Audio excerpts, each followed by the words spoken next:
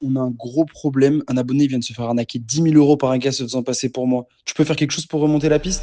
Cette semaine, un abonné s'est fait extorquer 10 000 € par un soi-disant associé. Quelqu'un qui connaissait tellement de choses concernant ma vie que c'en est presque devenu effrayant. C'est une arnaque tellement différente de celle qui pullule sur les réseaux sociaux que j'ai décidé de ne pas me laisser faire et de me retrousser les manches. En temps normal, les arnaqueurs auxquels je suis le plus confronté sont des robots qui parcourent les vidéos sur les réseaux sociaux, usurpent l'identité du créateur de contenu et tentent des pièges aux gens dans les commentaires. Dès comme ça, j'en bloque des centaines presque tous les jours. Mais là, c'était beaucoup plus grave. Julien, au bout de sa vie, nous a contactés car il avait perdu toutes ses économies, soit 10 000 € dans une arnaque. Je décidais à cet instant précis de faire la peau de son arnaqueur. Il avait contacté Julien via Telegram et a passé 3 heures en visioconférence avec lui. Tout était fait pour le mettre à l'aise. Il avait parlé longuement de moi, de nos différents business, mais également d'une opportunité en or que Julien devait saisir à tout prix. Et vous connaissez la suite. Julien fait all-in dans l'opportunité d'une vie. Je me suis donc créé un compte sur Telegram et je me suis fait passer pour une personne n'y connaissant absolument rien en crypto. Tout ça au sein de mon canal Telegram de discussion. Rapidement, l'arnaqueur mord à l'hameçon et me répond. Après quelques échanges en message privé, il me propose une visioconférence et je lui envoie le lien d'invitation par mail. Tu l'auras compris, mon but est uniquement d'essayer de le piéger. Je vais tenter de le hacker,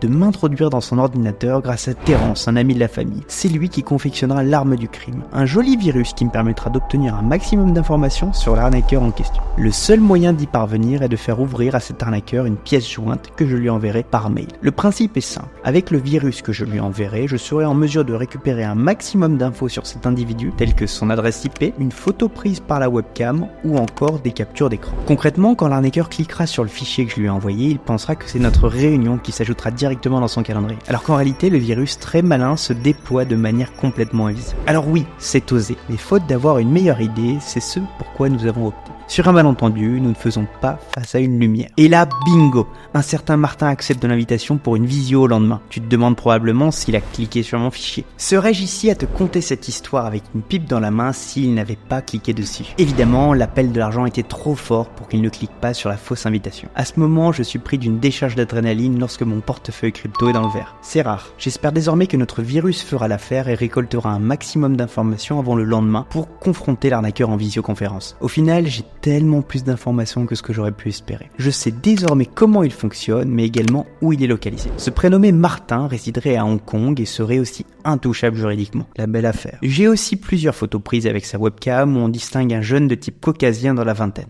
J'ai trouvé quelques documents intéressants, parmi lesquels une liste détaillée de toutes les informations dont il a à disposition me concernant pour, j'imagine, tromper davantage ses futures victimes. Parmi les autres documents, j'en ai trouvé un complètement ouf qui référence un grand nombre d'adresses blockchain. J'imagine que ce sont celles sur lesquelles il récoltait les fonds des victimes. J'avais enfin des captures d'écran me permettant de voir en live ce qu'il était en train de faire. Le lendemain, 5 minutes avant la visioconférence, je sens l'adrénaline monter en moi. Je me connecte en avance et l'attends complètement stressé. Contre toute attente, il n'activera jamais sa webcam et niera complètement les faits. À ce jour, je dispose des informations mentionnées, l'adresse de la transaction frauduleuse, un nom, prénom, numéro de téléphone, mail et une adresse IP tracée à Hong Kong. Si vous savez ce que je peux faire, dites-le moi dans les commentaires. Si les cryptos t'intéressent, je t'invite à t'abonner à la chaîne et pense à tout prix à liker pour que d'autres ne se retrouvent pas dans la même situation que Julien.